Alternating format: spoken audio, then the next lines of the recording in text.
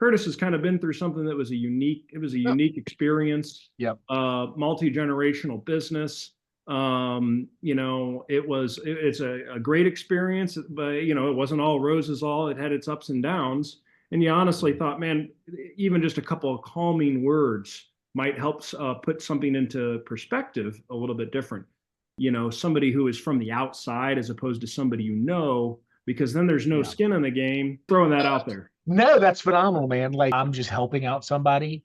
I get a lot out of it too, because I love helping people and helping better their lives, through sharing my own experiences. And that's anything, whether I'm paid or not, you know what I mean? That's just good people, wanting to help other people. So Chris, for those that didn't get an opportunity to see the first interview, just give us a 5 or 6 minute overview of who you are and kind of what the background is. Sure. So my name is Oliver Curtis Joseph. I go by Curtis. All my friends call me Curtis. Oliver's my government name. I was a 4th generation operator of Oliver C. Joseph Incorporated, which at the time when we sold it was the oldest Dodge Chrysler Jeep dealership in the world and known universe. And I was, like I say, 4th generation there. So that's kind of a little bit of my background. And we did that for a long time in our family. And then we ended up basically selling the franchise. And that's kind of my background. That was, so my father, who he passed away when I was 13. And it was my uncle and I at the time who were owners together. My uncle being the majority owner and me being the minority owner. Okay. And the truth is my Uncle Brad, great guy. We had good conversations all the way up, and it was really a general consensus. I think the old adage goes, people usually buy something for one reason, which is to make money, but they sell it for a million different reasons.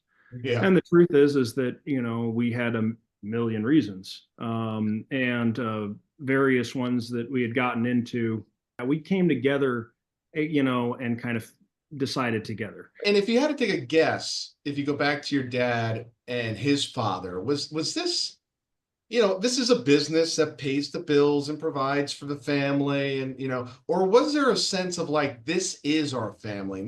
There's something special about this entity. Was it just a business, or was it a really part of the family kind of thing? It was. Oh, wow. It's a great question. I appreciate your question, Thor. I mean, honestly, it was part of our family's culture. I mean, it was not just a business. And so it's interesting when you have a situation like that, because then considerations that are outside of practical business sense become more important than they would be if you were just looking at black and red numbers on a piece of paper. Yeah. So it's not always about, what's your net profit, or what's your ROE necessarily. It's about more than that. And so, it was definitely a part of our our family culture for sure. I mean, it's part of who we were. Yeah, and many dealerships have their name on them. Yeah, exactly. It's like there's your name. Piece of the community. Yeah. Right. As you transition into kind of the next chapter, as I like to call it, you close one chapter, you open another chapter. Was it difficult for you to establish a new identity? Because you've always been known as, you were working in the dealership picking weeds when you were 7, breaking every employment law possible. How do you go from that? You start a new chapter. How difficult was it to shift the identity of who you are, who you were becoming? I'd say it was very difficult for me personally. It was difficult for a lot of different reasons, but I'll just kind of run through a few of them. The biggest reason it was difficult was that, as I had mentioned before, you go to sell one of these things, or in our case, a few of these things, and you're doing a lot of the work on it yourself while you're running the business. And the time, that you have for reflection gets minimized. And the time that you have for, planning that next shot gets minimized. And when I once we sold or whatever, I really had no idea. I was like, well, I'll just figure it out when we get there. Yeah. That sounds crazy, actually. I mean, I understand how crazy that sounds to rational, logical people that are, moving around in their business. But that's honestly what happened to me. I've talked to a lot of guys, and it turns out it's not abnormal. No, it's common. I mean, here's a big chunk of money, and it's like, what do I do now? Yeah. I think much more common than not. Yeah. And when you ask those questions, you have to have a strong set of core values to rely upon, which I'm really grateful that my family instilled in me a strong set of core values. So my identity, Curtis, in and as Curtis, it was obviously at the time when you're doing the business and you're in the community, it seems like, well, these two things are tied. But once you come out of that and you realize that, I'm so much more than just a business. I'm, a father, a husband, a human being, a friend, a son, a brother, a businessman. What are the skills that I obtained in an organization like that, and who really am I, and where could I add value, and how could I do that?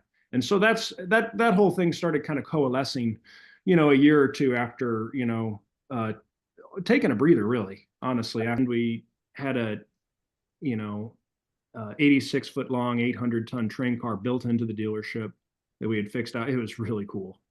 And,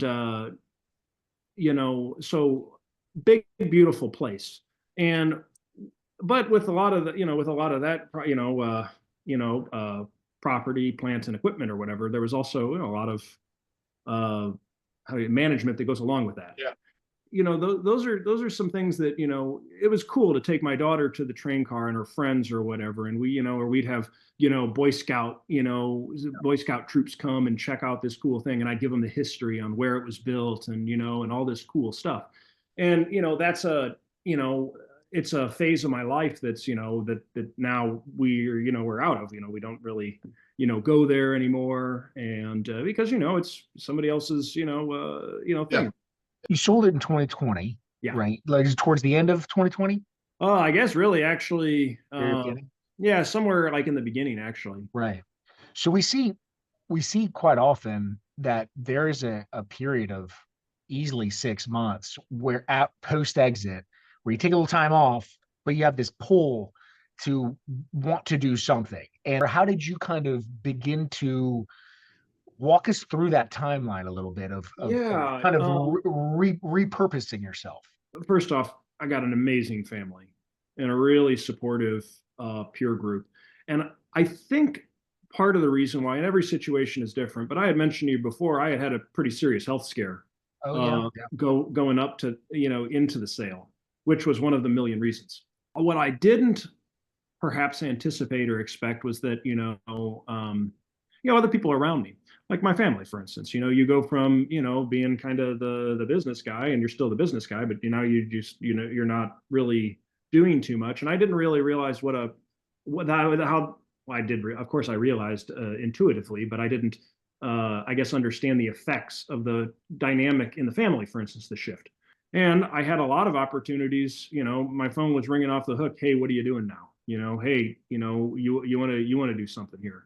Kind of knowing yourself to say, hey, you know what, actually, no, let me give it some space here, let the dust settle, and really see, what it is that I want to do. Where can I help the most? Where can I fit in the most? Difference between the money that you earned while you're at the dealership, the money that you got for the sale of a dealership, and the money that you earn today. Does it feel different, or is it just money? That's an interesting question, and I just don't look at it like that, and I'll tell you why. Yeah. It's because that there's this, I believe, there's this especially somebody like, for instance, we've been in the business. I'm fourth generation. My grandfather on my mother's side was from Croatia. He came to this country. He had less than $5 in his pocket. He was a butcher in New York. He went from being a butcher to wanting to go to med school. He became a radiologist, discovered cardiograph shadows, and was published, became a very, very prominent radiologist in the city. I mean, from nothing.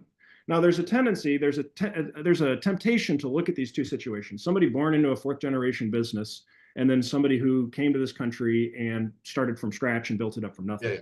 And to look at those as not necessarily equivalent, because well, one was starting from something, another guy was starting from nothing. But I actually don't look at it like that. I actually look at it like we all are relying on somebody previous to us. There is no, I mean, we're all doing it in different situations, but when we sit down at the table and we start playing the hand that we're dealt, the only difference is that we're just sitting down at the table for this period of time, and when our game is up, then we get up and leave. Yeah. And so I don't look at it too differently. I mean, like yes, you're correct. Yes, right now, all the, everything that I'm doing is wrought from my own two hands.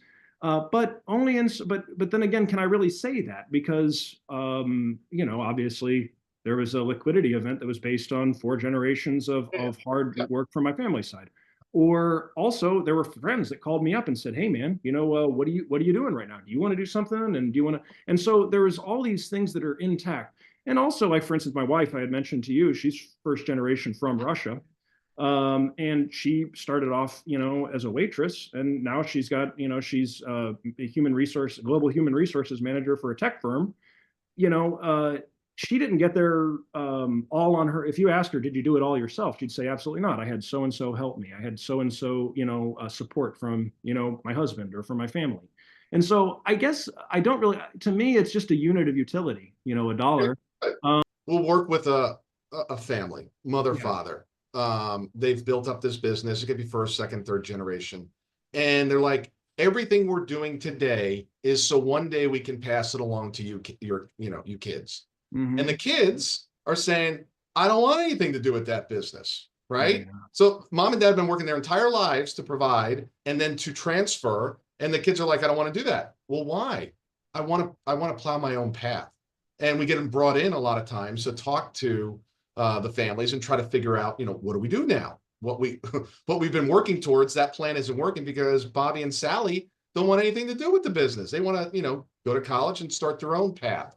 There's also the trend of, say, the Warren Buffetts of the world, where they want to give away a lot of their wealth before death. And I think there's a lot of reasons there, but sometimes it's so the next generation can have their own blank slate and create their own identity versus the baggage that might come with the wealth or the business. So there's a lot of different angles of passing it on to the next generation. One thing I'm curious about is now, the business was a terrific vehicle for passing along values within your family. And now you have your 2 daughters, Amelia and Alexandra. How are you thinking about, passing along values? I'm curious about, like, where your mind is wandering to of how you can kind of, you might not want the same exact experience for them that you had, or maybe you do. Like, how are you thinking about the next generation for yourself now? Yeah, it's great. I was just having I was driving my daughter to school yesterday or whatever, and I was like, hey, if I was still in the car business, would you want to work? Would you want to work with me in the business? And she's like, yeah, you know what? Cars really aren't my thing. she's 7 years old, or whatever. And I was like, oh, all right, that's cool. I'm just asking, our family has always been creators. We've always created things. We've enjoyed that, be it music, art. A lot of our, like, for instance, we did all our advertising. And advertising was creating something. When we would go on trips, we would make long form films and movie. My grandfather was a fantastic filmmaker. And in fact, some of his films going way back now, I'm pretty sure he made a movie about, it was called Wyoming All White, about a family trip that my dad and my grandma and my grandpa went, and my uncle went on to Wyoming in the 70s during this huge blizzard. And he was like the only guy that caught footage of this blizzard. And I'm pretty sure the Smithsonian actually requested some footage of this film, so because it was like this little snippet. So we, what we do is we try to take that zest for life and capturing, and savoring those moments of life and impart it to the children. That's kind of, how we do it. In addition to, the biggest thing is what you're just trying to raise good human beings. And the thing that I've kept falling back on, and, I was a Boy Scout, and I was really, really lucky that I was in that whole thing. And then my family also taught me good values. But I am pleased to say that I have, been able to maintain, the integrity of my values, through the hard time, through the hard times and the good, which is equally as difficult to maintain that. And so that's the biggest thing I really want to try to make sure, because that's all you can really try to do with kids. One of the great things about a family business has nothing to do with money. And it's the fact that you can, if you've got a kid, you can give them, there's a low risk environment for them to really learn some really great business skills. And you can come in and say, hey, this is what a statement looks like, and the kid's 10, or whatever, or hey, we're setting up a new computer network. Could you help? Those are all, I literally set up the computer network at our dealership. You know what I mean? And those are things that, man, it's, how do you put a price on that? But those are some of the things that I'm trying to do to impart that family culture, because we try to live uniquely, and I believe we are a unique family. Every family is unique, and so, but those are some of the tactics that we do. We vested interest in this because I'm trying to raise 2 little daughters as well. So, yeah. Hey man, we're just brainstorming right here. No, I really like that. And what a great question. How to impart that culture. I think it's, I think that the thing that I'm right now, the thing that I can do is I think we have to be able to look forward mostly, but also have an eye on the past. Of course, car business, we have the famous analogy that you look through the windshield, but you have to check the rear view mirrors. Yep. The rear view mirrors are smaller than the windshield. You're spending most of your time looking going forward.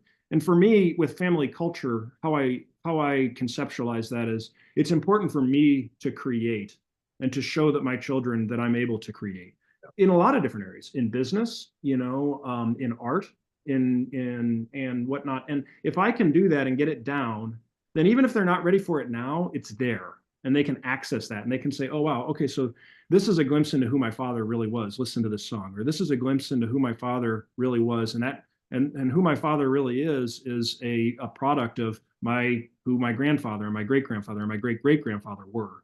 We're going into, passing down, transferring wealth is one thing, of monetary wealth, but the passing along of knowledge of wealth is just as important. Values, experiences, skills, and you're giving your family space and being very intentional for creating these memories together, right? I since our last conversation, I have talked about you picking weeds so many times. They are. I don't know if you guys can see them there, but they're there, right? The scars. Yeah. And for me, like, I have specific memories of the smell of fresh cut grass and spending that time with my family. And who knows, for Amelia, it might be sitting in the truck listening to the music that Papa is playing himself. And you don't know what these specific memories are going to happen for the child, but you're giving lots of space to kind of for them to create them themselves. Yeah, which totally. I love. Like I had said in the first one, I think I probably said it that the things that I hated I now love, and the things I love I now hate. That definitely was the case at the time. I hated pulling plastic out of cars on a 110-degree day. When I saw that truck coming full of shiny new cars, most people would be like, oh my gosh, look at this beautiful brand new inventory that we're going to sell. And look at the trucks are filled with it. And all I could think of, oh man, I'm going to be in there and it's going to be 200 degrees and I'm pulling out the plastic, and so I do think that, it's, but now I look fondly on that. And, I agree with you. I do think that having that work ethic is critical. Sometimes we have to get serious, right? Yeah, so then we can enjoy those other times to be creative, to daydream. Yeah. So, and nobody likes to talk about death. Thor and I kind of say this a lot, nor do we. But, sometimes we have to kind of just play in some of these things. Where are you at in kind of creating that blueprint of just transparency within your family, of passing down the knowledge of, if something were to happen, this would be my wishes, or this is how you do the next steps? Have you gone down that path yet? You gotta be transparent with your family. It's so important to have the conversations with your family about everything. My wife and I are really close, thank God. And we've been married. We've had our ups and downs like every marriage, sure. Just like business. It's not all just straight up. But when I got when I got sick, we got very serious about trying to figure out, what was going to happen and how that was going to look. That was super critical. Then after that, hey, if I die, then, here's what happens. That conversation's actually easier, truth be told. So we have a 12-month consulting blueprint that we do with family businesses. Okay. And it starts off with, where is everything? People have crypto wallets. I have crypto wallets. My kids would never know where to find the crypto wallet, let alone the key, right? So it's like documenting everything. Who are all the advisors? What's the first steps to do? Where are the passwords? Where are the bank accounts? All of that kind of stuff. Right. And then we progress into, how are we going to take this business that you currently have? Who do you want to pass it down to? If there's 3 or 4 kids, are they all going to be involved? Which one's going to be the president? Who's going to be the CEO? Who's, now how are we going to work with all the family members on that? So there's a lot. Okay. The first one is, what mistakes or what things could have been done better by the parents when handing down or transitioning the business to the next generation? And then from the kids' perspective, what could they have done better or differently to make that transition work? I'll tell you, well, the first thing that jumps to my mind is there's a tendency to underpay the family members. Ooh, that's a good one. That's just the reality. I don't know if you guys see that in your business. Yeah, we do. We do. Yeah. 100%. Yes. Now, I say underpay. It's all relative, right? Yeah. I mean, so what I mean by that, though, is especially when these businesses get big, how exactly are you going to get this business into new hands?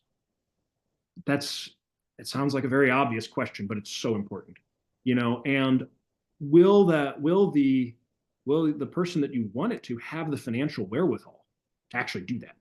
Yeah. And there's as you're in the business, so there's a lot of different ways to do that. Yep. But people don't think about that. People don't talk about that. Yep. Because while we were discussing the virtues and vices of working in the business from the ground up or whatever, I think that one of the things that sticks is that you basically you keep your money in the business or whatever, and retained earnings, and you're trying to strengthen the balance sheet all the time.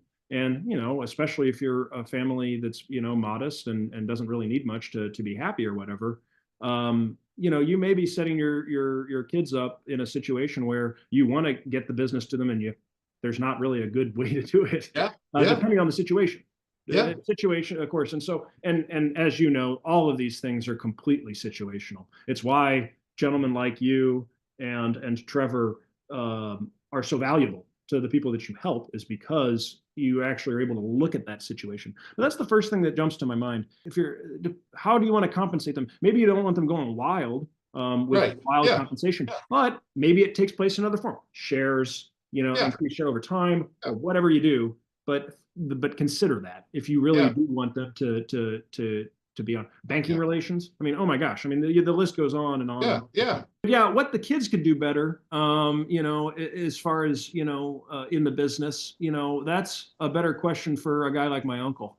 I think that and again, it depends on the person, but I see, a lot of these younger people put a whole lot of pressure on themselves, and that ends up manifesting a lot of that can cause some problems down the road. And, it's better to take it with all due responsibility and seriousness, but don't take it too seriously. Yeah. And so maybe that's one thing that would come to mind, but yeah, so. Curtis, this has been amazing as always. I could keep going. I really, like I say, I'm really appreciative of you guys carving out the time again, and we'll talk again soon. All right. Thanks, man. All right. Yeah. Bye now. Bye.